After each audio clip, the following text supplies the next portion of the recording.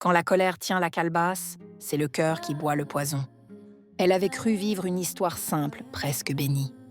Durant son année de service dans une région du Sud-Sud, elle rencontra un jeune homme du même logement. Ils partagèrent les trajets, les tâches, les rires. Peu à peu, l'amitié devint promesse. Elle avait hésité à cause des différences de croyances et d'origine. Mais ses camarades la poussèrent, jurant qu'il était un mougou au bon sens, poli, brillant, attentionné. Alors elle donna sa chance à ce gentleman. Les saisons passèrent. Après le service, il resta présent. Il la présenta à sa famille, qui l'accueillit comme une fille. Chez elle aussi, tout semblait s'ouvrir, malgré les réserves d'une mère. 5 années entières de relations à se projeter, à parler d'avenir, d'enfants, de maisons, de paix. Elle voyait déjà la vie se remplir, franc après franc, pas après pas. Puis un jour, dans la région de ses parents, le message tomba. Froid, court, sans visage, rupture. Il prétendit qu'une prophétesse avait vu une incompatibilité, que sa famille refusait l'union. Elle s'effondra. Sa tante la trouva en larmes. On la consola, mais elle devint l'ombre d'elle-même, maigre, absente, le regard vide. Sa douleur tournait comme un engin sans frein. Plus tard, un indice la frappa.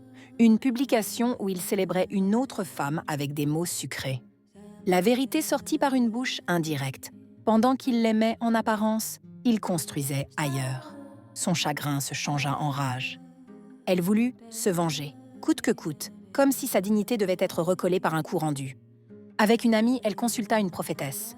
La femme vit l'engagement caché du jeune homme et suggéra une action terrible pour bloquer la nouvelle union, empêcher la naissance, frapper là où ça fait mal. Aveuglée, elle donna son accord. Un rituel fut évoqué, des gris-gris, des paroles lourdes, des promesses de conséquences. Le mot marabout circula aussi, comme une solution rapide. Elle n'entendait plus la conscience, seulement l'orgueil blessé. Les années passèrent. L'homme se maria, mais aucun enfant ne vint. On murmura qu'il courait de prières en prières, de spécialiste en spécialiste.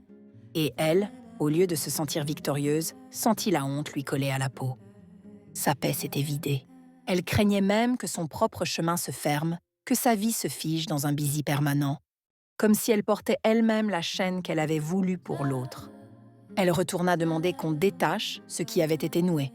La prophétesse refusa, disant que certaines choses ne se reprennent pas. Comme le broutage d'une erreur qu'on laisse grandir. Alors elle resta avec ce poids, persuadée qu'un pardon vrai serait la seule porte vers l'air. Dis-moi en commentaire, à quel moment la douleur devient-elle une faute et comment on revient à soi après avoir voulu faire mal?